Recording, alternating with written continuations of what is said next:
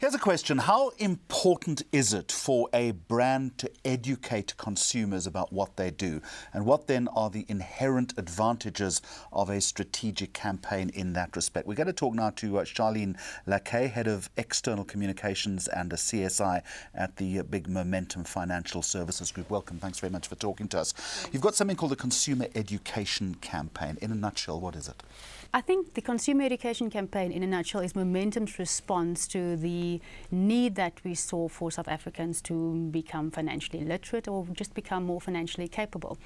If you look at what the FSC codes require us to do and why they want us to do this, it's things like to create a more equitable society where there's access to financial services and where the financial services industry in its participation reflects the demographics of South Africa. So those are all very good reasons to do it, but you can only create access and meaningful access if people know what to do and how to interact with financial markets. But why is it your job? Why isn't it the job of the Financial Services Board to do that? It's our job because we sell the stuff to them and we want people to be informed. We want people to be informed of the options that are available to them. We want them to be informed of the risk, of the necessity of proper financial planning, of saving for retirement, of eventually being financially independent, financially confident, and being able to be a citizen that's not dependent on anyone, least of all government. And how lacking in information generally are South Africans in that respect? If you look at any research from any corner, whether that is the financial services industry, regulator, government, wherever, the numbers are all different, but they're all saying the same thing. The behavior that we see is that people are extremely lacking in the knowledge of how to conduct their financial affairs.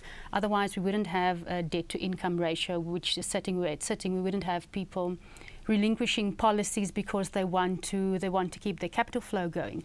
So people are making definitely bad decisions, and it can only be because they are not properly informed of the options that are available to them. And I'm assuming, Charlene, it's across the broad swathe of South Africans. So if that's the case, then how do you pitch the tonality and the simplicity of message in a campaign like that? Yeah.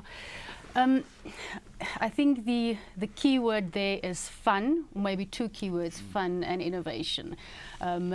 We've all done workshops to death, we've all done brochures to death, but then finding a platform, finding a medium that will really speak to your audience. The two campaigns that we have, the radio talk shows, and the other campaign, a financial literacy board game.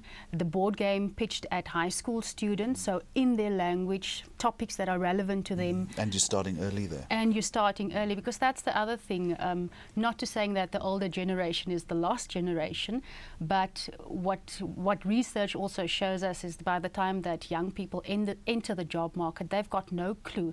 They're probably starting with debt because they have a student loan, which they need to repay. They're entering the job market, getting their pay slip, but not really understanding what is on my pay slip. Why am I being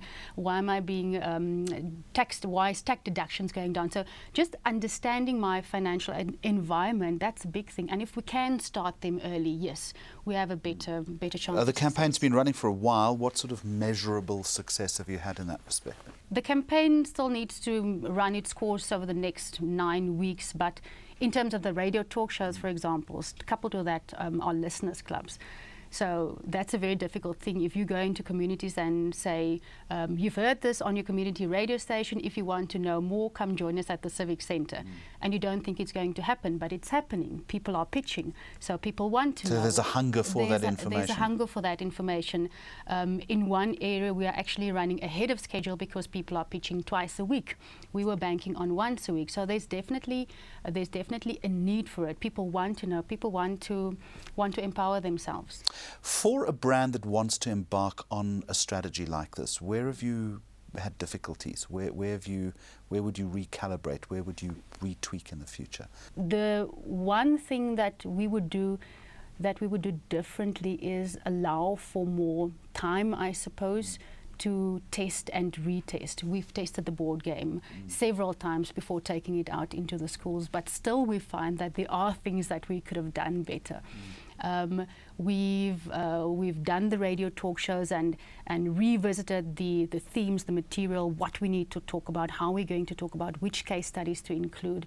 But even in that, there are some things that we could have done better. So I think we are mostly hitting the mark, but not really, and that's a good thing, because there needs to be... Just finally and briefly, the altruism in all of this is important, but you're also a business. Yeah. Has this been good for Momentum's business, do you think?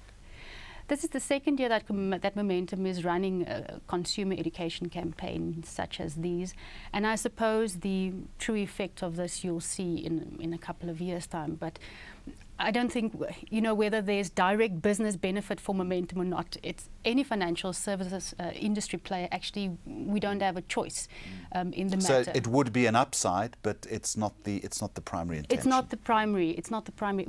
Our purpose is, as we always say, to enhance the financial wellness of South Africans, and that's all South Africans, whether they are Momentum clients or not. Charlene Lackay, thank you very much.